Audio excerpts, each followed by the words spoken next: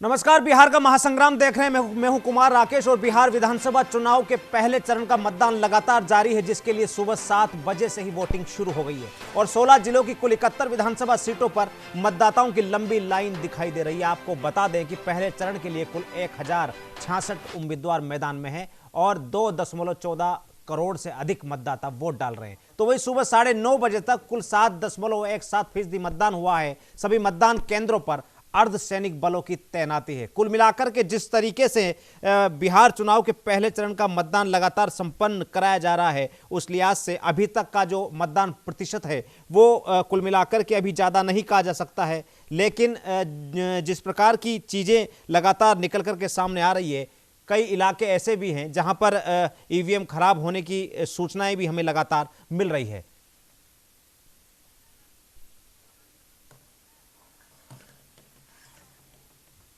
जिस तरीके से लगातार मतदान जारी है, कुल मिलाकर के लोगों का जो रुझान है अब मतदान को लेकर के देखने को मिल रहा है और जिस तरीके से लोग लाइन में लगकर के अपनी बारी का इंतजार कर रहे हैं, खासतौर पर कोविड-19 की बात की जाए तो कोविड-19 के इस माहौल में लगातार लोग खासतौर पर सुरक्षा इंतजामातों का ध्यान रखते हुए और अपनी सेफ्टी को खासतौर पर बरकरार रखते हुए वोटिंग लाइन में लगे हुए हैं और लगातार वोट करने के लिए पहुंच रहे हैं। ये तस्वीरें आप देख पा रहे हैं लखीसराय, जहानाबाद, गया, मुंगेर, सासाराम और औरंगाबाद की, जहां पर लगातार लोग लाइनों में लगे हुए हैं। 16 जिलों की 71 सीटों पर वोटिंग लगातार जारी है और कुल मिलाकर के अगर नीतीश सरकार की बात की जाए तो 6 मंत्रियों की किस्मत इस चुनाव के प्रथम चरण में उनकी दांव पर है। कुल मिलाकर के जिस तरीके से लोगों का रुझान देखने को मिल रहा है, हालांकि वोट प्रतिशत सुबह का समय होने के कारण अभी तक कम ही दिखाई पड़ रहा है, लेकिन जैसे जैसे लोग कुल मिलाकर के अपने कामों से फ्री हो रहे हैं और कहीं ना कहीं वोटिंग के लिए लगातार घरों से निकल रहे हैं, तो अब लाइनें लगना मतदान केंद्रों पर शुरू हो गई है। ये 6 तस्वीरें आप देख पा रहे हैं लखीसराय से है, जहानाबाद की तस्वीरें आप देख रहे हैं, सासाराम की तस्वीरें आप देख पा रहे हैं, गया की तस्वीरें आप देख पा रहे हैं, मुंगेर और औरंगाबाद, जहां लोग मतदान के लिए लाइनों में लगे हुए हैं और दूरी का अंदाजा आप लगा सकते हैं। जिस तरीके से कोविड-19 को लेकर के तमाम राजनीतिक दलों ने ये अपील की है लोगों से, आम लोगों से, कि अपनी सुरक्षा अपने हाथ के लिहाज से मास्क लगा करके और पूरी एहतियात के साथ मतदान केंद्र पहुंचे, तो ये जो वोटिंग लाइन के बीच में जगह आप देख पा रहे हैं, वहां पर लोगों ने अपना जो पूरी तरह से अंतर बरकरार रखा हुआ है। इन वोटिंग लाइन को देखकर के अंदाजा लगाया जा सकता है कि कोविड-19 के असर को देखते हुए खास इंतजामात किए गए हैं। वो 114 महिलाएं पहले चरण में चुनावी मैदान में है और सरकार के 8 मंत्रियों की किस्मत दांव पे है। पहले चरण में 31,380 मतदान केंद्र बनाए गए हैं। 2 करोड़ 14 लाख से ज्यादा मतदाता इस पहले चरण में वोट डालेंगे। 1 करोड़ 12 लाख 76 हजार से ज्यादा पुरुष मतदाताओं की संख्या है, तो वहीं 1 करोड़ 1 लाख 29 हजार से ज्यादा महिला मतदाता पहले चरण में शामिल हुए हैं। 16 जिलों की 71 सीटों पर यह मतदान लगातार जारी है। लोग अपनी बारी का इंतजार कर रहे हैं। 952 पुरुष पहले चरण के चुनावी मैदान में है और अपनी किस्मत आजमा रहे हैं। वहीं 114 महिलाएं पहले चरण में अपनी किस्मत आजमा रही है। ये 6 तस्वीरें आप देख पा रहे हैं टीवी स्क्रीन पर। लखीसराय से है, जहानाबाद से है, गया से है, मुंगेर से है, सासाराम से है और औरंगाबाद से है।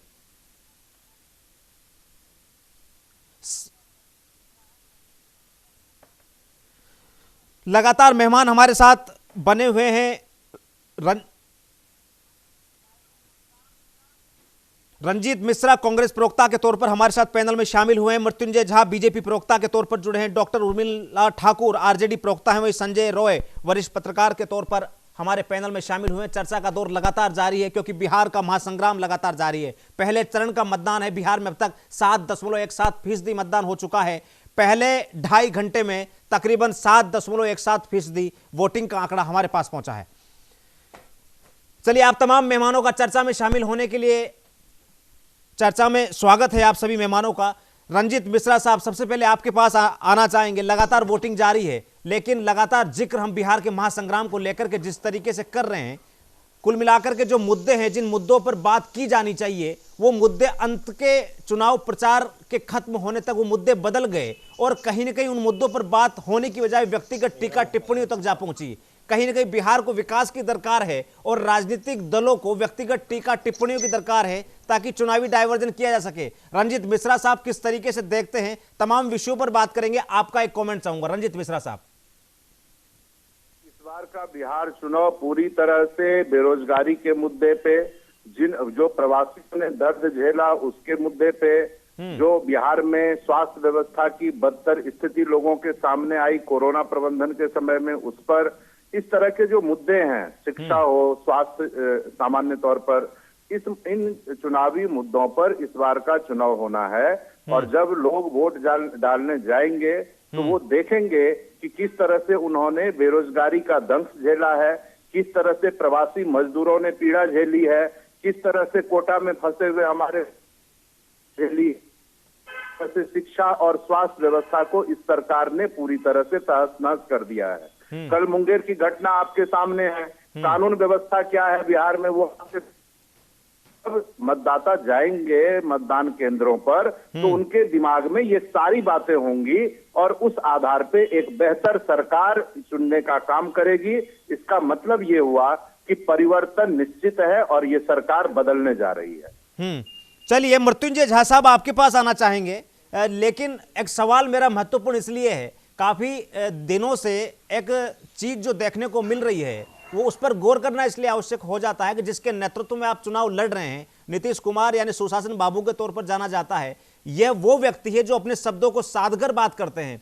लेकिन कल जिस तरीके के बयानात सामने आए, मदारी और जमुरा से लेकर के 8-9 बच्चे पैदा करने वाले विकास कर पाएंगे, नहीं कर पाएंगे, क्योंकि जिस व्यक्ति को शब्द साधकर बोलने की आदत हो उसके मुंह से इस प्रकार के बयान आना, कैसे बौखलाहट कहा जा सकता है मृत्युंजय ओझा साहब? देखिए, इस प्रकार की बातें चुनाव के दरमियान आती है, टिक्का टिप्पणी होती है, ये बराबर होती रही है और ये बड़ा विषय अभी नहीं है। विषय है कि बिहार में जो डेवलपमेंट है, जो विकास हुआ है, उस विकास को आगे बढ़ाने की, वो बिहार में नहीं जाना चाहते लोग, जिस बिहार से वो निकल करके आए हैं, जिस जमाने से वो निकल करके आए हैं और नए दौर में शामिल हुए हैं। आज गांव-गांव के अंदर कभी लोग सोच भी नहीं सकता कि इंटरनेट की इतनी सुविधा होगी, गांव के अंदर ये सोच नहीं सकता कि बिजली की इतनी सुविधा होगी, गांव के अंदर ये सोच नहीं सकता है कि कनेक्टिविटी सड़कों का ये जाल बिछेगा, गांव के अंदर ये सोच नहीं सकता है कि जिस प्रकार से हर एक गांव में जो एक रोजगार के अवसर बने हैं, इसके अंदर लोग स्वरोजगार विकसित हुआ है। गांव के अंदर कृषि क्षेत्र के सेक्टर में इतने बड़े काम जो लोग कर रहे हैं, आज फसलों के क्षेत्र में हो या सब्जियों के क्षेत्र में बड़े बाजार सज गए हैं। आज मिथिलांचल की हम बात करें तो मछली मखाना के क्षेत्र में बड़े बाजार खड़े हो गए हैं। तो इन सब क्षेत्रों से निकल करके जो एक विचित्र परिस्थिति से बिहार निकला था और बिहार की जनता फिर वापस उधर पीछे घूमने वाली नहीं है। बिहार की जनता आगे ही देखेगी और यह विश्वास है, जिस प्रकार से ट्रेंड आ रहा है वोटिंग का, मुझे लगता है कि निश्चित रूप से बिहार में एक बदलता हुआ बिहार, बढ़ता हुआ बिहार के साथ, विकसित बिहार की संकल्पना के साथ बिहार की जनता माननीय नीतीश कुमार जी, माननीय नरेंद्र मोदी जी के नेतृत्व में और एनडीए को बहुमत देगी। और यह मुझे विश्वास है, जिस प्रकार से अभी तक का जो चुनावी सभा हुई है, जिस प्रकार का लगातार कैंपेन हो रहा है, आज माननीय प्रधानमंत्री जी पटना के अंदर, दरभंगा के अंदर लगातार, ऐसे मुजफ्फरपुर के अंदर लगातार कार्यक्रम जो चल रहे हैं, उसको लेकर के जो जन सैलाब उभर रहा है, जिस प्रकार से लोग आ रहे हैं, जेपी नड्डा जी के कार्यक्रम, जिस प्रकार से कोरोना जैसे क्षेत्र में भी आज लोगों के अंदर ये उपलाहट है, ये उत्साह है, तो मुझे लगता है कि एक बड़ा संदेश देने वाला है बिहार में कि हम किसी भी परिस्थिति में, किसी भी चुनौती से मुकाबला करके हम बिहार को बिगड़ने नहीं देंगे, बढ़ते हुए बिहार, विकसित बिहार की और आगे बढ़ेंगे। आश्वस्त है कुल मिलाकर के डॉक्टर उर्मिला ठाकुर? बीजेपी पूरी तरीके से आश्वस्त है और एक बार फिर से ये उम्मीद जता रहे हैं कि सुशासन के जो 15 साल रहे हैं और खासतौर पर ये जो समय बीजेपी के साथ में जेडीयू के गठबंधन का गुजरा है, अपने आप में काफी आश्वस्त दिखाई दे रहे हैं मृत्युंजय ओझा साहब। विकास हुआ है बिहार में? मृत्युंजय साहब को क्यों नहीं दिखाई पड़ेगा? मृत्युंजय साहब को तो जनता ने वोट दी थी विपक्ष में बैठने का, चोर दरवाजे से सत्ता चला रहे हैं, तो इनको क्या विकास दिखाई पड़ेगा? ये तो जुमलेबाज हैं। ये तो कहते थे 2 करोड़ युवाओं को रोजगार देंगे, अब बाद में कह दिए पकौड़ा तलेंगे, वो मेरा जुमला था। उसके बाद इन्होंने कहा था कि कमर तोड़ महंगाई को कम करेंगे, प्याज को गला में पहन के जाते थे नारा लगाने के लिए यूपीए गवर्नमेंट में, और आज प्याज देखिए क्या भाव हो गया है, 90 रुपए केजी मिल रहा है।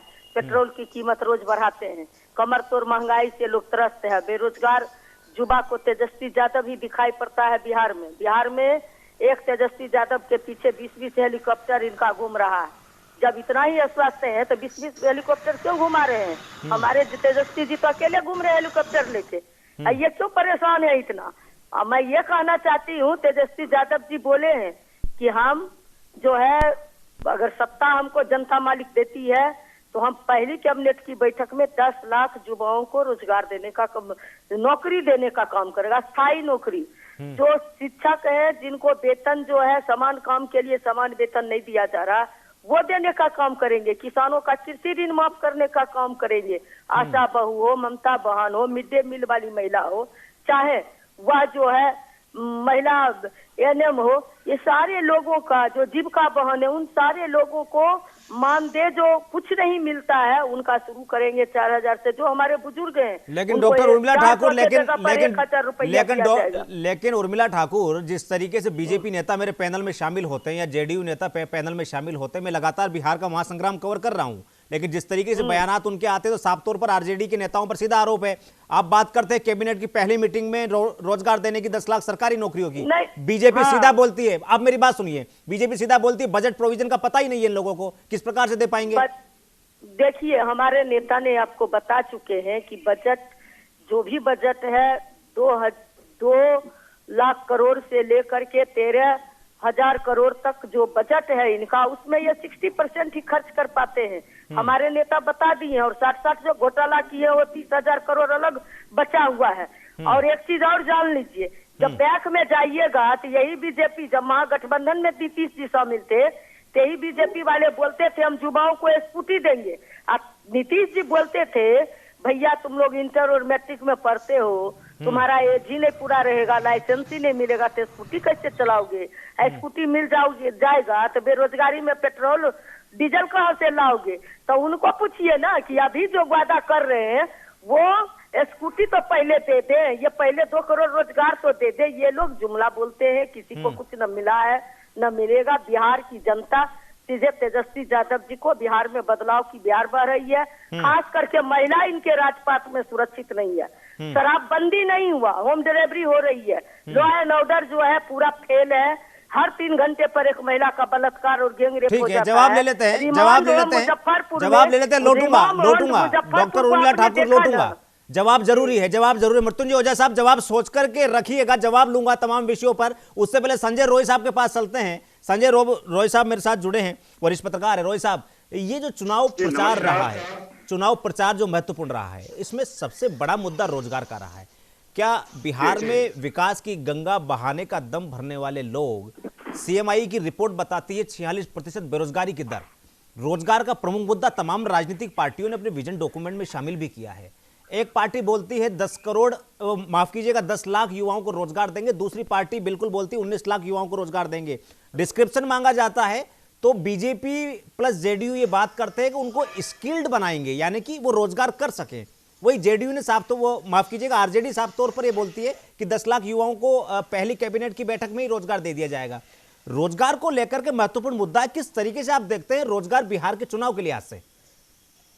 बिल्कुल, रोजगार का मुद्दा बिहार के अंदर तो बहुत ही महत्वपूर्ण है, क्योंकि अगर रोजगार वहां होता तो लोगों का पलायन अन्य राज्यों की ओर नहीं होता। आज अन्य राज्यों की ओर जो पलायन है पूरे राष्ट्र के अंदर, बिहार के लोग रोजगार के लिए जाते हैं। अभी जो कोविड के अंदर में जो कार्यवाही हुई है, यानी जो लोग पैदल गए हैं और घरों तक पहुंचने के लिए कितनी मुश्किलें शामिल हुई हैं, वो मुद्दा भी इसमें उठेगा।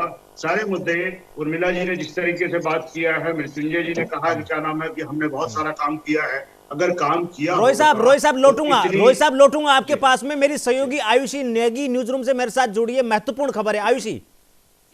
राकेश, आपको फटाफट से परसेंटेज को लेकर एक फटाफट से अपडेट मैं आपको दे दूं। अब तक 9:30 बजे तक के आंकड़े की अगर मैं बात करूं तो सिर्फ 7% मतदान अभी बिहार में हुआ है। एक बार फटाफट से सीटों पर नजर डालें तो अरवल में अभी तक 5% मतदान हो चुका है, औरंगाबाद में 9%, वहीं बांका की बात करें तो 10% मतदान हो गया है। इसी के साथ गया में 8%, जहानाबाद में 6%, जमुई जो कि एक हॉट सीट मानी जा रही है आज के चरण की, वहां सिर्फ 7% हुआ है। नवादा में 8% और पटना जो कि राजधानी है वहां अब तक सबसे कम मतदान यानी कि 3% मतदान अभी तक सिर्फ पटना में हुआ है।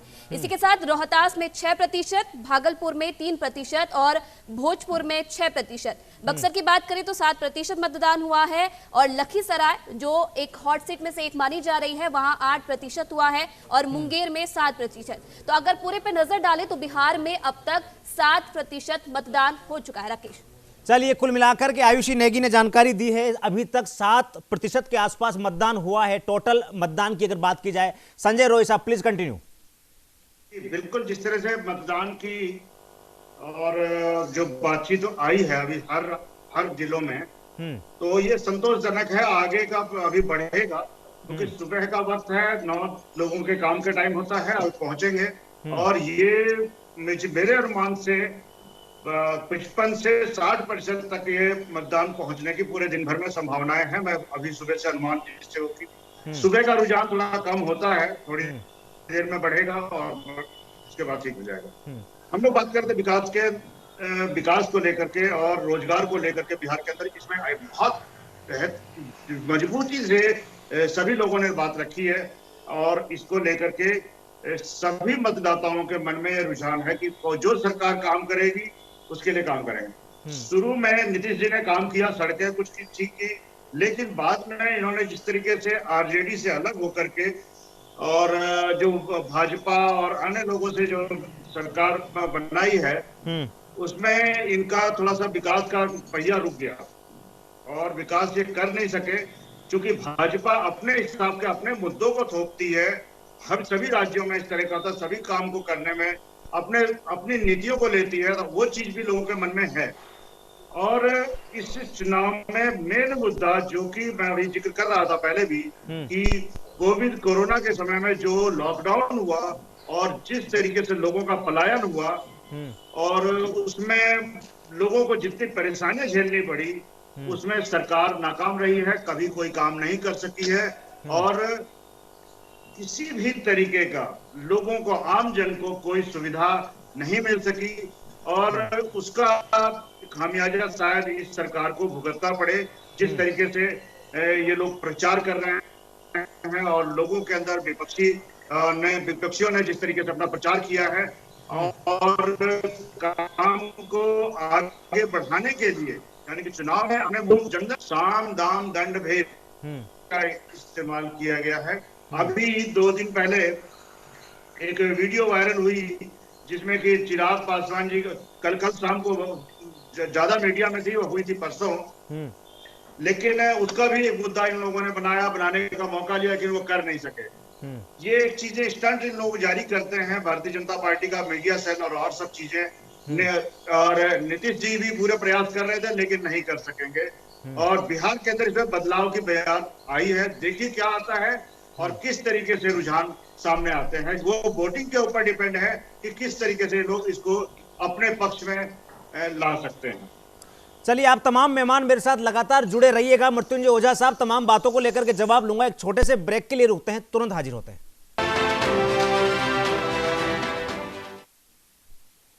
ब्रेक के बाद फिर आपका स्वागत है। लगातार चर्चा जारी है। वहीं 16 जिलों की 71 सीटों पर पहले चरण का मतदान लगातार जारी और तकरीबन अगर बात की जाए मतदान प्रतिशत की तो 7.35% के आसपास मतदान हो चुका है और लगातार लोग अब मतदान के लिए घरों से बाहर निकल रहे हैं। तमाम राजनीतिक पार्टियों के बड़े प्रमुख लोगों से लगातार अपील कर रहे हैं कि मतदान जरूरी है लेकिन पूरे एहतियात और सुरक्षा के साथ। लगातार चर्चा जारी है बिहार के किन मुद्दों पर प्रमुख रूप से फोकस है आम जनता का, आम आवाम का, और सत्ता की चाबी किसे मिलेगी ये तो हालांकि 10 नवंबर को तय होगा, लेकिन किन किन मुद्दों पर ये पूरा चुनावी माहौल लगातार गरमाया हुआ है और खासतौर पर वो प्रमुख मुद्दे जिन पर आम आवाम की सीधी निगाहें हैं कि कौन सी पार्टी बिहार को बेहतर भविष्य दे सकती है। मेरे साथ लगातार बने हुए रंजीत मिश्रा है, कांग्रेस प्रवक्ता है, मृत्युंजय झा साहब मेरे साथ जुड़े हुए हैं, बीजेपी प्रवक्ता के तौर पर डॉक्टर उर्मिला ठाकुर आरजेडी प्रवक्ता के तौर पर मेरे पैनल में लगातार शामिल है, और संजय रॉय साहब मेरे साथ जुड़े हैं वरिष्ठ पत्रकार के तौर पर। आप तमाम मेहमानों का एक बार फिर से स्वागत है। मृत्युंजय झा साहब, ब्रेक पर जाने से पहले मेरा सवाल वही था,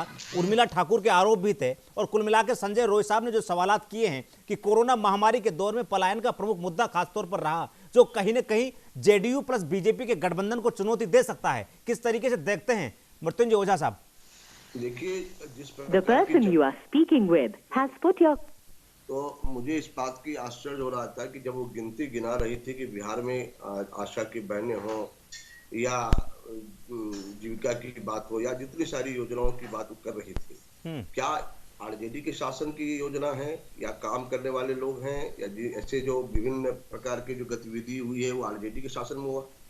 ये तो बीजेपी के काल का विषय है, एनडीए के काल का विषय है, और हमने किया है तो लोग हमसे मांगेंगे और हम उनको बेहतर दे रहे हैं, तो स्वाभाविक है ये गलत क्यों बोलते हैं? मृत्युंजय झा साहब रोकूंगा एक बार, झा साहब रोकूंगा एक बार। चिराग पासवान क्या कुछ कह रहे हैं, सीधा लिए चलते हैं आपको एक बार प्लीज। अभी पिछले 2-3 घंटे से जो हम लोग फीडबैक ले रहे हैं, सुबह जब से मतदान शुरू हुआ, तो लोगों में जो उत्साह दिख रहा है, लोगों में जो एक बदलाव के प्रति जो उनका संकल्प दिख रहा है, ये मेरे प्रत्याशियों की जीत को और ज़्यादा सुनिश्चित करता है और पूरा विश्वास है कि अगली सरकार भारतीय जनता पार्टी के नेतृत्व में भाजपा लोजपा की हम लोग बना रहे हैं। के बीच में वॉर ऑफ वर्ड्स काफ़ी चला है, कितना ज़्यादा डेंट करेगा आपका परफॉर्मेंस या उनको कितना डेंट करेगा आपके हिसाब से? देखिए, वॉर ऑफ वर्ड्स मेरा नहीं, मैं तो सिर्फ वॉइस कर रहा हूँ। जो जनता, बिहार की जनता जिस आक्रोश में है, मैं सिर्फ उस आक्रोश को आवाज़ देने की मैं बात कर रहा हूँ। और यकीनन मौजूदा मुख्यमंत्री का प्रदर्शन बहुत ज़्यादा खराब होने वाला है। आप देखेंगे जिस तरीके से मुख्यमंत्री की बॉडी लैंग्वेज है, जिस तरीके से वो दिन रात गुस्से में रहते हैं, घबराए रहते हैं, ये कहीं ना कहीं दर्शाता है। चलिए, चिराग पासवान को सुन रहे थे आप। आयुषी नेगी, आपके पास में आना चाहूंगा। एक सवाल मेरा महत्वपूर्ण है, जिस तरीके से मतदान प्रतिशत देखने को मिल रहा है पिछले 2.5 से 3 घंटे में, आखिर कम मतदान प्रतिशत को लेकर के किस तरीके की चीजें सामने आ रही है? क्या वाकई में केवल सुबह का वक्त है इसलिए लगातार परंपरागत रूप से जो वोटिंग बिहार में होती है 12 बजे के बाद में बेसिकली आंकड़ा बढ़ता है, या जो धीमा मतदान प्रतिशत है किस तरीके से देखा जाए? आयुषी, तो लोगों में उत्साह जरूर नजर आ रहा है, लेकिन माना यह जा रहा है कि सुबह का वक्त है और धीरे धीरे ये परसेंटेज बढ़ सकता है। दोपहर तक ये परसेंटेज 12 बजे तक बढ़ सकता है। माना यह जा रहा है कि जिस तरीके से माहौल बना हुआ है, कोरोना को लेकर लोगों में काफी डर भी बैठा हुआ है। लोग ये नहीं चाहते हैं कि एक साथ जाकर पोलिंग बूथों पर वो भीड़ बढ़ाए, इसलिए लोग चाह रहे हैं कि धीरे धीरे वो मतदान केंद्रों पर पहुंचे और अपने मत का प्रयोग करें। तो इसलिए ग्राउंड रिपोर्ट्स की अगर मैं बात करूं तो अब तक फिलहाल ये सामने आ रहा है कि लोग धीरे धीरे अपने घरों से बाहर निकलेंगे और 12 बजे तक का जो बिहार का पूरा परसेंटेज है वो बढ़ सकता है। चलिए, कुल मिलाकर के उम्मीद है अभी 12 बजे के बाद में लोग जैसे जैसे अपने कामों से फ्री होकर के मतदान केंद्र की तरफ रुख करेंगे, शायद मतदान प्रतिशत बढ़ेगा। मृत्युंजय ओझा साहब, जिक्र आपका लगातार कर रहे थे, आपकी बात अधूरी रह गई थी, प्लीज कंटिन्यू। वही मैं कह रहा था कि सरकार ने, एनडीए ने जितना काम किया है और काम करके दिखाया है, वो आरजेडी के लोग जब चर्चा करते हैं या कांग्रेस के लोग चर्चा करते हैं तो आश्चर्य जाता है कि भाई आखिर जिस सरकार ने काम किया है उस सरकार की अपेक्षाएं भी होती है, और जनता की जो अपेक्षा है या लोगों की अपेक्षा है उसको खरा करने का काम वही कर सकता है जो किया है। जिसको करने की कोई मानसिकता नहीं होती है वो कर भी नहीं सकता और जनता उससे अपेक्षा भी नहीं करती है। और इसलिए बिहार के अंदर इस प्रकार की चर्चा करना कि इस प्रकार का जो एक लंबी लाइन है वो हमारे पक्ष में आ जाएगा, ये बाकी होगा, तो मुझे लगता है एक लिफाफाबाजी होगी और ज्यादा बोलने की विषय होगी। लेकिन दूसरी बात जहां तक भी नेगी चर्चा कर रहे थे बिहार में कोरोना को लेकर जितना बड़ा प्रयास बिहार की सरकार ने किया, केंद्र की सरकार ने किया, 26 ट्रेनों को चला करके लाखों लोगों को लाने का काम किया, उनको जगह सैनिटाइज सेंटर में ला करके सेंटर बनाया उनको। अरे भाई आप बोल रहे हैं, बीच में बोलिए मत, तो बात। उर्मिला जी आऊंगा मैं आपके पास, उर्मिला जी आऊंगा, नहीं हो ना, ठीक है ठीक है। नहीं तो चिराग पासवान नहीं तो ये तेजस्वी यादव क्यों बैठे रहते दिल्ली में जाकर के होटल में? अब ये विषय तो मैं उठा नहीं रहा हूँ ना, मैं ये विषय कह रहा हूँ कि जिस बिहार के अंदर में आज जगह जगह जो प्रवासी लोग आए उनके रहने के लिए जो सेंटर हुए, सेंटर्स पर हर एक लोगों के ऊपर, प्रत्येक व्यक्ति के ऊपर 5-5 हजार रुपए अलग से खर्च कर करके उनकी सुविधाओं का ध्यान रख करके भोजन व्यवस्था सब कर करके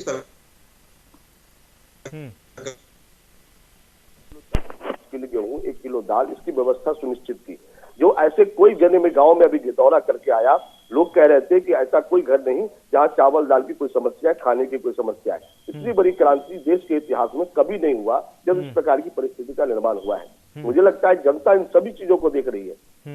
केवल एक पक्ष नहीं है कि नीतीश कुमार जी और एनडीए सरकार प्रदेश के अंदर क्या कर रहा है, दूसरा पक्ष है माननीय नरेंद्र मोदी केंद्र सरकार के द्वारा कितने बड़े बड़े काम बिहार के लिए, बिहार के लोगों के लिए किया गया है। 5-5 दिन लाइव आकर के कई विषयों का उद्घाटन करके, लेकिन डबल इंजन का फायदा तो सीधा विपक्ष का आरोप है, डबल इंजन का फायदा तो मिला ही नहीं बिहार को। लेकिन विपक्ष का तो सीधा आरोप है डबल इंजन की सरकार का फायदा बिहार को मिला ही नहीं, आप विशेष राज्य का दर्जा तक नहीं दिला पाए। देखिए कुछ लोगों की आदत होती है चिल्लाने की, चिल्लाने से कोई चीज का समाधान नहीं होता। जनता ने मैंडेट दिया था नरेंद्र मोदी जी को भी, बिहार में हमने 40 में से 39 सीट जीतने का काम किया। बिहार में फिर अब चुनाव हो रही है, हम लोग साथ मिलकर 2010 लड़े थे और 2/3 बहुमत से हमारी सरकार मिली थी, 22 सीट पर आरजेडी सिमट गया था। इसी तरह से आज फिर हम लोग मिलकर चुनाव लड़ रहे हैं। जनता को हम दोनों के ऊपर विश्वास है, आप आश्वस्त रहिए कि बिहार में एक मजबूत सरकार, एनडीए की सरकार बनेगी। कोई भी कितना भी कुछ भी योजना बना ले, प्लानिंग कर ले, मुझे लगता है कि आज विपक्ष के सामने कोई ऐसा लीडरशिप नहीं है, कोई ऐसा विषय नहीं है जिसको लेकर जनता उनको मैंडेट दे। राकेश जी, उर्मिला ठाकुर साहब, उर्मिला ठाकुर जी, विपक्ष के पास विकल्प ही नहीं है जी। हाँ, मृत्युंजय जी को सबसे पहला जवाब तो ये देना चाहती हूँ कि मेरे पास लीडर है, तभी तो तेजस्वी यादव से ये लोग डरते हैं। लीडर के संस्कार से, एक लीडर के संस्कार के पीछे एक हेलीकॉप्टर के पीछे 20 हेलीकॉप्टर घुमा रहे हैं। दूसरी बात, ये कहते हैं हम सबसे बड़ी पार्टी है, विश्व की सबसे बड़ी पार्टी है और इनके पास मुख्यमंत्री का कोई चेहरा नहीं है। ये बैसाखी के सहारे, नीतीश कुमार के सहारे अपनी बैतरनी पार लगाना चाहते हैं। रही बात कि ये कहते हैं कि प्रधानमंत्री आए 125 करोड़ दे दूं कि 80 करोड़, चलो 125 करोड़ हमने दे दिया और दिया फूटी कौड़ी नहीं। बाद में यूपीए सेकेंड की गवर्नमेंट जब थी, लालू जी रेल मंत्री थे, तो उस समय आपको याद होगी कि 1100 करोड़ बाढ़ पीड़ितों के लिए दिया गया। इन्होंने क्या दिया? कुछ नहीं देने का काम किए और बाढ़ वाले को देखने का तो काम दूर। कोरोना काल में नीतीश जी एक अन्य मार्ग से 3 महीने तक जब नहीं निकले तो हम लोगों ने, विपक्ष ने उनको जो है पोस्टर चिपकाने का काम किया कि अब तो निकलिए। चमकी बुखार के लिए इन्होंने क्या किए? मुजफ्फरपुर रिमांड होम में दिखबे किए। यहाँ देखते हैं किस तरह से पिता के सामने, पति के सामने महिला का चीरहरण हो रहा है। दूसरी बात ये है कि स्मार्ट सिटी की ये बात किए, आदर्श ग्राम की बात किए और इतना पानी लग जाता है और इनका सुशील मोदी जी जो हमेशा अफवाह फैलाते रहते हैं, हाफ पेंट पहन के भाग रहे होते हैं। उर्मिला जी रोकूंगा, उर्मिला जी रोकना चाहूंगा, उर्मिला जी रोकना चाहूंगा, वापस आऊंगा आपके पास में। मेरी सहयोगी आयुषी शायद कुछ महत्वपूर्ण खबर है, आयुषी प्लीज। जी राकेश, मैं आपको बता दूं कि बड़ी खबर इस वक्त आ रही है। जो बिहार के कृषि मंत्री हैं प्रेम कुमार, उन्होंने नियमों का उल्लंघन किया है। जब वो वोटिंग डालने पहुंचे, अपने मत का प्रयोग करने पहुंचे, तो एक मास्क वो लगाकर पहुंचे थे जहां पर उनकी पार्टी का निशान यानी कि कमल का फूल बना हुआ था, जिस पर अब विवाद बढ़ता ही जा रहा है। तमाम जो पार्टियां हैं अब उन्होंने इस पूरे मामले पर शिकंजा कसना शुरू कर दिया है। जब उनसे इस पूरे मामले पर पूछा गया तो उनका साफ तौर पर कहना है कि किसी प्रकार का उन्होंने नियम का उल्लंघन नहीं किया है। नहीं, क्या कुछ निर्वाचन आयोग तक बात पहुंची है? शिकायत दी है विपक्ष ने? जी फिलहाल अभी तक किसी प्रकार का ये अपडेट नहीं मिला है कि आगे इनकी शिकायत की गई है, लेकिन साफ तौर पर कोरोना का उल्लंघन ये माना जा रहा है और आगे फिलहाल देखने वाली बात ये होगी कि क्या कुछ अब कार्रवाई होती है। चलिए, शुक्रिया आयुषी तमाम जानकारी के लिए। Doctor Urmila Thakur please continue. और मुख्यमंत्री जी का जिस लहजे में बात होना, तरीके से बखलाहट में बातें बोलना, एक परिवार के पीछे सीबीआई से लेकर के पूरे इनका कुनबा लगा हुआ है। इनका जो प्रवक्ता है, सिर्फ कब उठते हैं लालू जी, कब खाते हैं लालू। अरे लालू जी सत्ता में नहीं है ना, लोग आपसे पूछेंगे ना। केंद्र और राज्य में डबल इंजन की सरकार, आप चोर दरवाजे से बैठे हुए हैं तो आपने बताएंगे, विकास की बात तो आप बताएंगे। 15 साल पहले क्या हुआ, 15 साल पहले के बजट में और आज के बजट में आपको अंतर नहीं दिखाई पड़ता है? 15 साल पहले 2 रुपए केजी आलू थी, आप क्यों 50 रुपए केजी दे रहे हैं? 15 साल पहले 2 रुपए केजी, 5 रुपए केजी जो है चावल था, 10 रुपए केजी चावल था। आज क्यों 80 रुपए और 60 रुपए केजी चावल बेच रहे हैं? हमारा कहने का मतलब है, पहले का दुहाई दे करके सत्ता नहीं चला सकते ज्यादा देर तक। बिहार की जनता तय कर लिए, बिहार की जनता ने सोच ली है कि बिहार का जो है संकल्प नहीं, लेकिन जेडीयू और बीजेपी तो बोलते हैं हमारे साथ निश्चय पार्ट टू लाए हम, लेकिन बीजेपी इनके नेता नहीं, लेकिन बीजेपी और जेडीयू तो साफ तौर पर बोलते हैं साथ निश्चय पार्ट 2 लेकर के आए। पहला पार्ट हमने पूरा किया, तभी तो दूसरा पार्ट लेकर के आए हम लोग। साफ तौर पर विकास हुआ है, वो लोग तो चर्चा करने को तैयार है। लोगों से एक बोले कि अभी हमने नहीं दिया नौकरी, 15-15 लाख जो रुपया आने वाला है दोबारा दे दीजिएगा, जनधन खाता खुलवाइए और सारा रुपया आ जाएगा। तो लालच में इमोशनल ब्लैकमेल करना चाहते हैं। देखिए ना प्रेम कुमार जी किस तरह से कमल लगा करके अपने जो है मास्क लगा के चल रहे हैं। तो ये लोग व्याकुल भारत है, इनको जनता के विकास से, जनता के दुख दर्द से पैर में पड़े हुए छाले, कितने रास्ते में मरे, कितने ट्रेन में मरे, कितने को भोजन नहीं मिला। ये कहते हैं कि हमने क्वारंटाइन सेंटर बनाया, जाके एक स्कूल में दरी बिछा दिया, सांप काट ले, बिच्छू काट ले, ना लाइट की व्यवस्था हो, ना शौचालय की व्यवस्था, न कोई डॉक्टर की व्यवस्था, न कोई जांच की व्यवस्था। एक तरफ लाश देखे हॉस्पिटल में, एक तरफ इंसान सोया हुआ, इनका कहीं कुछ काम नहीं किया। लेकिन विपक्ष के तौर पर धर्म तो आपका भी था, विपक्ष के तौर पर धर्म तो आपका भी था। आम जनता का परेशानी में साथ देना विपक्ष के तौर पर आपका भी धर्म था। हमारे नेता ने, विधानसभा के सारे नेता ने, आदरणीय लालू जी, राबड़ी जी, सारे लोगों ने अपना वेतन देने का काम किए कि नीतीश जी घर से निकलिए और हमारे जो श्रमवीर आ रहे हैं उनके लिए आप तैयार हो जाइए। हमारे नेता ने बोले कि 2000 बस देंगे, और आप देखे होंगे जो लोग आ रहे थे ये के बॉर्डर पर आने नहीं देंगे, ये लोग चोरी करेंगे, क्या करेंगे, यहाँ काम नहीं मिलेगा। हमारे नेता ने लालू रसैया के माध्यम से बाढ़ पीड़ितों के बीच नाव से, पैदल से चल के सारे लोगों का, आदरणीय तेजस्वी जी जो है तो सिर्फ इनको आईना ही दिखाने का काम नहीं किए, बल्कि पब्लिक के बीच जाकर के सेवा भी करने का काम किए। वो सारे चीज दिखाई पड़ रहा है लोग को, इनके बोलने से और इनको जो है अफवाह फैलाने से, जुमलेबाजी करने से जनता अब नहीं, जनता समझदार हो चुकी है। अब ये बार बार किसी को बेवकूफ नहीं बनाया जा सकता है, बार बार ठगा नहीं जा सकता है। आप सुनते होंगे राकेश जी, नेता पार्टी बदलते हैं, ये तो जनादेश बदलने का काम किया नीतीश जी। जनता ने जो जनादेश दिया उसका डकैती किए, इसलिए जनता दोबारा इनको जनादेश देने का काम नहीं करने के लिए जा रही है। ठीक है, जवाब ले लेते हैं, मृत्युंजय ओझा साहब जवाब सोच करके रखिएगा। संजय रोय साहब के पास पहले आना चाहूंगा। रोय साहब, एक महत्वपूर्ण सवाल है, क्या बिहार की राजनीति में खासतौर पर लालू प्रसाद यादव का एक दौर रहा है, और वो दौर पूरे बिहार ने, पूरे देश ने देखा है, केंद्रीय रेल मंत्री के तौर पर भी। क्या इस बार लालू प्रसाद यादव के बिहार की चुनावी सरगर्मियों से, खासतौर पर आरजेडी के लिहाज से बात करें या विपक्ष को चैलेंजिंग रोल देने के लिहाज से बात करें, तो क्या वाकई में सत्ता पक्ष के लिए आसान हो गया है लालू यादव का इस पूरी तरीके से चुनावी सिनेरियो से बाहर होना? आपकी राय जानना चाहेंगे। देखिए, लालू प्रसाद तो कहीं भी राजनीतिक सिनेरियो से बाहर नहीं हो सकते, कारण उनकी एक कैडर बन गया है। उनके नाम पर लोग भी जुड़े हुए हैं, और उस जुड़ने का फायदा यह है कि उनका एक वोट बैंक अपना तैयार है, और उसका उनको फायदा मिलेगा। लेकिन उनको नुकसान वहां पर होता है कि वो किसी न किसी से गठबंधन कर लेते हैं। वो गठबंधन न करके अगर इंडिपेंडेंट खुद ही आवे तो उनको फायदा मिल सकता है, उनको वैल्यू उनकी अपनी पता चल सकती है कि वो कितने पानी में है या कितने ऊंचाई पर। ये चीजें हैं। लेकिन इसके अलावा अभी कोविड के टाइम पर जितनी परेशानियां क्वारंटाइन सेंटर और स्कूलों में जो की गई हैं और सब चीजें की गई हैं, सभी पार्टियां उसमें अपने अपने घरों में कैद थी। आम जनता, पब्लिक पुलिस की मार खा रही थी, जुर्माने भर रही थी, और किसी भी तरीके से अपने घरों में, प्रधानों ने, जो ग्राम प्रधान थे जिनके अंडर में वो क्वारंटाइन सेंटर थे, उन लोगों ने जितना भी शासन से जो सामग्री आई वो अपने घरों में कैद किया, अपने घरों में जमावड़ा किया। लेकिन जो लोग बाहर से आए थे, जो प्रवासी यानी कि जो हमारे जो बिहार के लोग थे जो वापस घर पहुंचे थे, उनको गांव से बाहर एक कैद करके रख दिया गया था।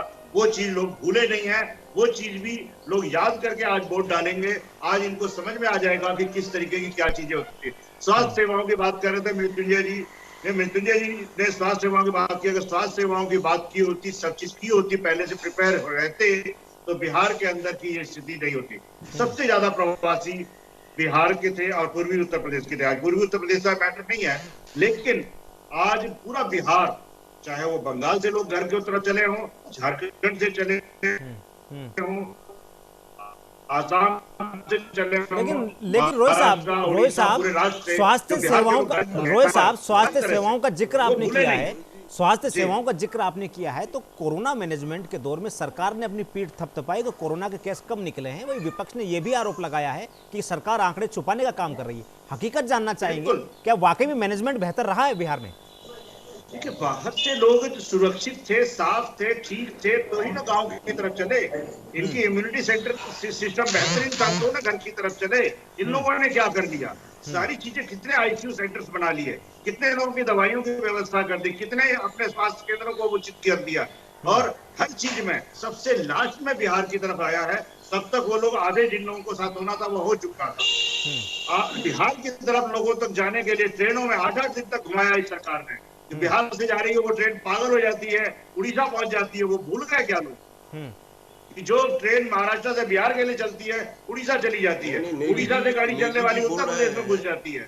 इन लोगों को घरों में भी नहीं पहुंचा, ट्रेनों में ही क्वारंटाइन सेंटर बना दिया। जवाब ले लेते हैं। मृत्युंजय ओझा साहब अधीर हो गए हैं। मृत्युंजय ओझा साहब, आप डॉक्टर उर्मिला ठाकुर और आपके सवालों से अधीर हो गए। मृत्युंजय ओझा साहब, रंजीत मिश्रा साहब आपके पास लौटूंगा, महत्वपूर्ण सवाल है, लेकिन उससे पहले मृत्युंजय झा साहब से जवाब ले लेते हैं। काफी अधीर लग रहे हैं इन आरोपों के बाद में। मृत्युंजय झा साहब प्लीज। मुझे आश्चर्य लग रहा है ये कैसे समीक्षा के लिए बैठ जाते हैं लोग, कितने विद्वान लोग हैं, मुझे ये आश्चर्य लग रहा है। समीक्षा जब आप विद्वता की कोई सीमा होती है, इतना बड़ा विद्वान। रोहित साहब जवाब ले लेते हैं, रोहित साहब जवाब ले लेते हैं प्लीज। रोहित साहब प्लीज जवाब ले लें, एक बार बोलने दीजिए मृत्युंजय झा साहब को।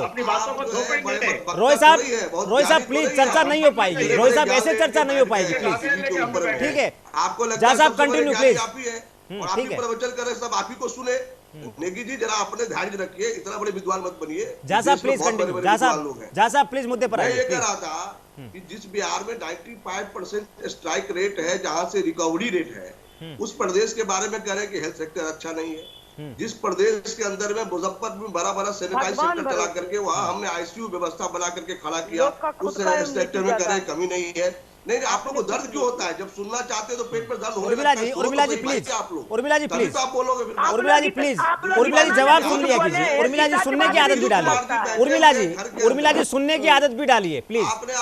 सुनना भी जरूरी है, सवाल पूछने से ज्यादा सुनना ज्यादा जरूरी है। प्लीज मैं आऊंगा आपके पास, डॉक्टर उर्मिला ठाकुर मैं आऊंगा आपके पास में प्लीज। उस समय तो उनको चिंता नहीं थी। तेजस्वी यादव दिल्ली में मलाई मार रहे थे। पूरा सरकार ने जब इस विषय को प्रिंट मीडिया ने छापा, इलेक्ट्रॉनिक मीडिया ने छापा कि तेजस्वी यादव दिल्ली में बैठे हुए हैं और कोरोना में लोग मर रहे थे, तो 1.5 महीना बोले 2 महीना के बाद वो पहली बार आए बिहार। तो ऐसे लोग बोलने के लिए खड़े हो जाते हैं कि भाई नीतीश जी ने क्या किया, फलाने ने किया क्या। बिहार के अंदर में कोरोना के समय जिस प्रकार से केंद्र सरकार और राज्य सरकार खड़ी रही है, पूरे देश में किसी प्रदेश के साथ किसी सरकार कोई सरकार खड़ी नहीं रही है। और हमने केवल हेल्थ के क्षेत्र में नहीं, हमने लोगों का, आम लोगों को कैसे सुविधा हो सके। जो गांव से लोग आए थे, ये लोग तो मार के भगा दिया था दूसरे प्रदेश से लोग। यही ना, इनके महाराष्ट्र में सरकार थी, किस प्रकार से महाराष्ट्र की स्थिति बनी थी, लोग मार के भगाए गए। तो हरेक लोगों के अकाउंट में रुपया भेजने का 1-1 हजार रुपया स्पेशली देने का काम किया। जो किसी को दिक्कत होगी तो 1,000 रुपया तुरंत भेजने का काम किया। और बिहार में ऐसे जो प्रवासी लोग दूसरे प्रदेश में रहते, सबके अकाउंट में भेजने का काम किया। और इन लोगों के स्टेट में सरकार थी महाराष्ट्र में, मार के भगा दिए। हम लोगों ने लोगों को ला करके ट्रेनों की व्यवस्था करके उसको घर तक पहुंचाने की व्यवस्था करी, तो हम खराब हो गए और आप अच्छे हो गए। सरकार जितनी काम कर रही है, लोगों को समझ में आ रहा है, लोग इसके लिए खड़े हो रहे हैं, सपोर्ट कर रहे हैं, तो आपको दर्द हो रहा है। और आप बड़े विषय बना के कह रहे हैं, सरकार के ऊपर क्वेश्चन उठा रहे हैं। उठाइए, लेकिन कुछ तथ्य तो रखिए, कुछ समझदारी तो रखिए, तब विषय उठाइए तो उसको जवाब भी मिलेगा आपको। चलिए रंजीत मिश्रा साहब सुन पा रहे हैं? जी रंजीत मिश्रा साहब, एक महत्वपूर्ण सवाल आपके लिए है। कांग्रेस की चुप्पी इस पूरे चुनावी मैदान में काफी कौतूहल का विषय है। कांग्रेस साइलेंट मोड पर क्यों है? ठीक है, आरजेडी फ्रंट पर आकर के खेल रही है, लेकिन कांग्रेस इस तरीके से बिल्कुल बिहार चुनाव को इतना हल्के में लेकर के तमाम मुद्दों पर मौन साधे रहेगी, तो किस तरीके से ये थोड़ा राजनीतिक गणित समझ से बाहर है, आपसे जानना चाहेंगे। नहीं, कांग्रेस किसी भी मुद्दे पे गौण नहीं है। आपने देखा होगा कि आज भी मुंगेर की घटना जैसे ही कल हुई, तो आज भी सवेरे सवेरे हमारी उस पे जो प्रतिक्रिया है बिल्कुल मजबूती से हम लोगों ने रखा है। तो कांग्रेस कहीं भी मौन नहीं है।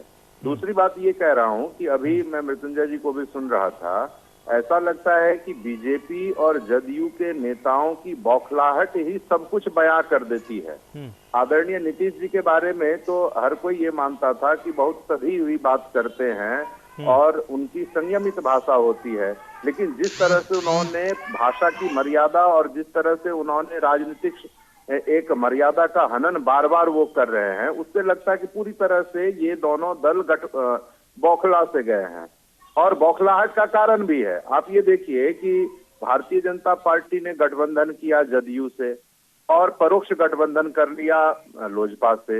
इनके जितने जो एक अपने अनुशासन की दुहाई ये लोग देते हैं, उस तरह के अनुशासित जो इनके कार्यकर्ता थे, वैसे 27-28 बड़े नेता लोजपा से आज चुनाव लड़ रहे हैं। तो इनका किसी के साथ एक गठबंधन और परोक्ष गठबंधन किसी और से, तो एक दूसरे पर कहीं भरोसा नहीं है। तो ये इनके लिए इस बार ये जो होता है ना कि जो ज्यादा स्मार्ट लोग होते हैं, ज्यादा स्मार्टनेस दिखाने की कोशिश करते हैं, वो ज्यादा मुसीबत में पड़ते हैं। तो इन लोगों को न तो जदयू को भाजपा पे भरोसा है, न भाजपा को जदयू पे है, और इसीलिए लोजपा को बीच में लाके भारतीय जनता पार्टी सारा जदयू का खेल भी बिगाड़ रही है। तो ये लोग अपने ही और लोजपा एक तरफ ये भी कहती है बिहार में अकेले लड़ रहे हैं। लोजपा का बयान एक तरफ ये भी आता है बिहार में अकेले हैं, लेकिन केंद्र में एनडीए के गठबंधन में है, मोदी जी का मैं हनुमान हूं।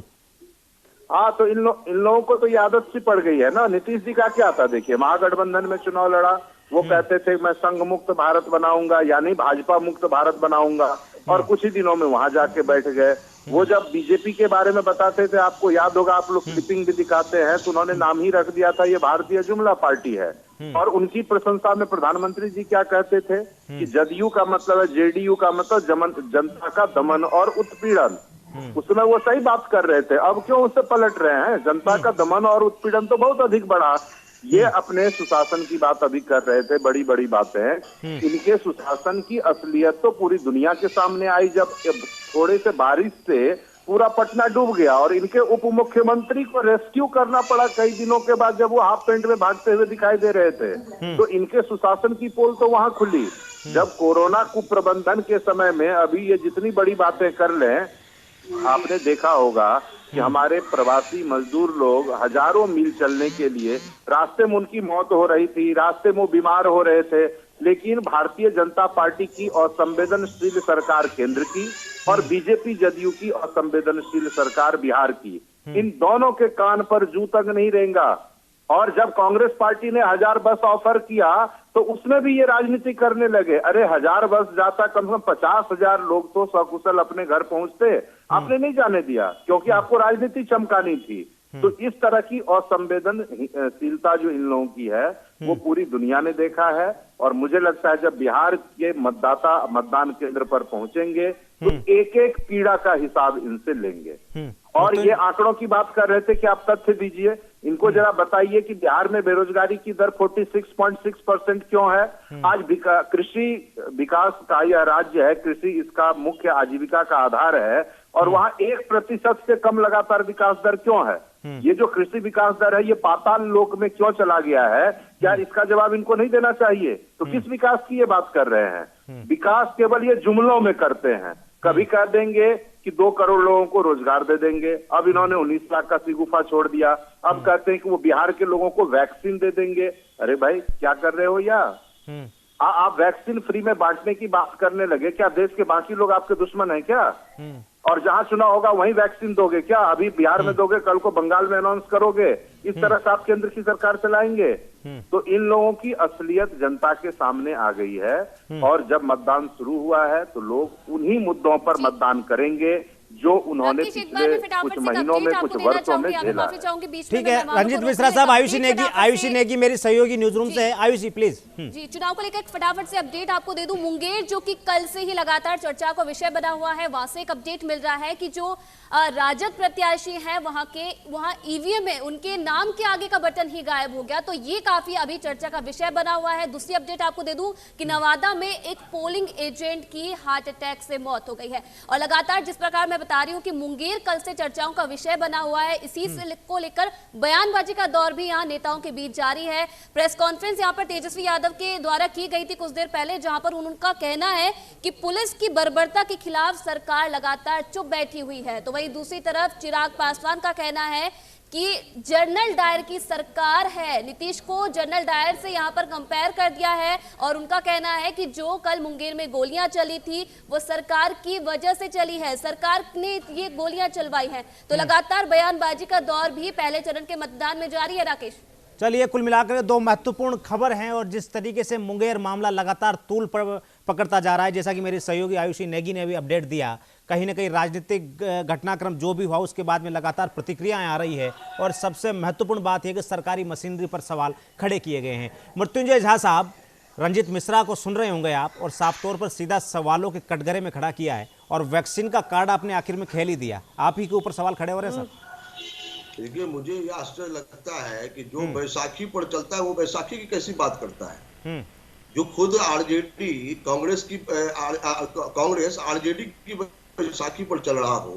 बिहार के अंदर एक समय उसकी सरकार हुआ करती थी, जगन्नाथ मिश्रा चीफ मिनिस्टर हुआ करते थे। आज क्या स्थिति है, धीरे धीरे घटते घटते पिछली बार 4 पर आ गए, फिर 26-27 पे आए, दिल्ली के भाग से छिका टूटा और वो गठबंधन बना के नीतीश जी के, यही नीतीश जी जिसका ये इनके बारे में बोल रहे हैं, उन्हीं के साथ उनका पांव पकड़ करके और वो 27 सीट ले आए हाथ पकड़। तो जो परिस्थिति में इन्होंने खड़ा किया, आज फिर उसी पार्टी के लोग बोलते हैं कि बैसाखी की बात करते हैं, तो मुझे आश्चर्य लगता है कि आप कैसे बोल रहे हैं इस बात। दूसरी बात, बिहार के अंदर जो डेवलपमेंट की बात हो या कोरोना समय की जो स्थिति है उसको लेकर के चर्चा हो, तो मैंने पहले कहा कि बिहार की जनता, वैक्सीन कार्ड का भी जवाब दीजिएगा आप वैक्सीन कार्ड का भी जवाब दीजिएगा प्लीज, वैक्सीन कार्ड का भी जवाब दीजिएगा। स्वस्थ है और बिहार जैसे राज्य में एक तरफ तो आप वैक्सीन की बात करके टीका टिप्पणी करते हैं आप, दूसरी तरफ आप कहते हैं कि बिहार में जरूरत है, बिहार में ये कमी है, बिहार में वो कमी है। जब हम कहते हैं कि फ्री में वैक्सीन देंगे तो भी आपको पेट में दर्द होता है, ना दे तो भी पेट में दर्द होता है। आखिर बिहार की जनता का भला करना चाहते हैं कि बिहार की जनता का? नहीं, लेकिन ऑब्जेक्शन ये नहीं है झा साहब, ऑब्जेक्शन ये नहीं है झा साहब, ऑब्जेक्शन ये नहीं है कि आप वैक्सीन दे रहे हैं, ऑब्जेक्शन ये है कि वो चुनावी मैदान में ही वैक्सीन की घोषणा क्यों की गई, ऑब्जेक्शन का विषय ये मैदान में नहीं। ये चुनाव पहला ऐसा चुनाव है जो कोरोना जैसी महामारी के समय हो रहा है, और जब हम कर रहे हैं कोरोना के लिए काम कर रहे हैं तो आपको दर्द होता है। ढिलाई की बात हो तो आपको, आपके मन में होता है ढिलाई क्यों, अच्छा करूं तो आपको तो दर्द होता है। तो आप बिहार की जनता के साथ हैं या आप अपने दल के साथ हैं? अगर जनता के साथ है तब आपको ये बातें नहीं बोलनी चाहिए, लेकिन अगर दल के साथ है तो आपका बोलना दायित्व है, बोलिए, आपकी स्वतंत्रता है, आप पार्टी के नेता है, आपको बोलना चाहिए। लेकिन आप दल का हित चाहते हैं, आप दल का हित चाहते हैं कि राज्य का हित चाहते हैं, राज्य के लोगों की हित चाहते हैं। आप राज्य का लोगों की हित नहीं चाहते, आप चाहते हैं कि राज्य की जनता मरे, राज्य की जनता को सुविधा ना मिले, राज्य की जनता को अनाज ना मिले, राज्य की जनता को रोजगार ना मिले। ठीक है, उर्मिला जी कुछ बोलना चाह रही है, उर्मिला जी कुछ बोलना चाह रही है, ठीक है, उर्मिला जी कुछ बोल, रंजीत भाई आपके पास आऊंगा, उर्मिला जी कुछ बोलना चाह रही है प्लीज। राकेश जी देखिए, इनके पास चिराग है दोनों हाथ में, एक चिराग से तो ये अपना घर उजाला करना चाहते हैं, दूसरे चिराग से नीतीश जी का घर जलाना नहीं, लेकिन चिराग को तो आप भी अपनी तरफ करने की कोशिशों में पुरजोर हैं साहब। चिराग अभी किसका है, ये भविष्य के गर्भ में है। चिराग, आप मेरी बात सुनिए, आप मेरी बात सुनिए, चिराग अभी किसका है, ये भविष्य के गर्भ में है। उर्मिला जी आप इतना स्पष्टता से मत आइए, जिस तरीके से आप ही की पार्टी के बड़े नेताओं का कहीं ना कहीं टोन बदला, वो भी हमने देखा है। राकेश जी अभी आपने सुना है ना, चिराग जी बोले कि नीतीश जी का कहीं नहीं है, और इसके बाद चुनाव के बाद जो है बीजेपी और लोजपा की सरकार बनेगी, उन्होंने ही बोला, मैं कहाँ बोल रही हूँ, ठीक है, उन्होंने अभी आपने सुना है उसमें उन्होंने कहे इस बात को। इसीलिए मैं कहती हूँ ना कि एक चिराग से तो ये उसका घर, नीतीश जी का घर जलाना चाहते हैं, दूसरे चिराग से अपना घर उजाला करना चाहिए। लोग को आपस में ही एक दूसरे पर बिलीविंग पावर खत्म हो गई है, एक दूसरे को बिलीव नहीं कर रहे हैं ये लोग। रही बात बिहार के चुनाव का, तो बिहार के लोगों ने जो त्रासदी झेली है 15 साल के अंदर, और जहाँ तक कि कहते हैं रोड बन गया, पुल बने रहे। रघुवंश बाबू जब पीए सेकेंड के गवर्नमेंट में, जब केंद्र में ग्रामीण विकास मंत्री हुआ करते थे, तो मांगते थे कटोरा में तो मिलता था बोरा में, मांगते थे लोग बोरा में तो बक्कू में भर के बिहार को ज्यादा से ज्यादा रुपया केंद्र से देने का काम किए पैकेज के रूप में, जिसके कारण पूरा रोड और पुल पुलिया चमक गया। लेकिन जब ये सत्ता में आए तो उद्घाटन से पहले पुल टूट जाती है, उद्घाटन के दिन टूट जाती है। ठीक है, उर्मिला जी महत्वपूर्ण खबर आ रही है, उर्मिला जी रोकूंगा, महत्वपूर्ण खबर आ रही है। आयुष जी प्लीज कुछ बोलना चाह रहे हैं आप।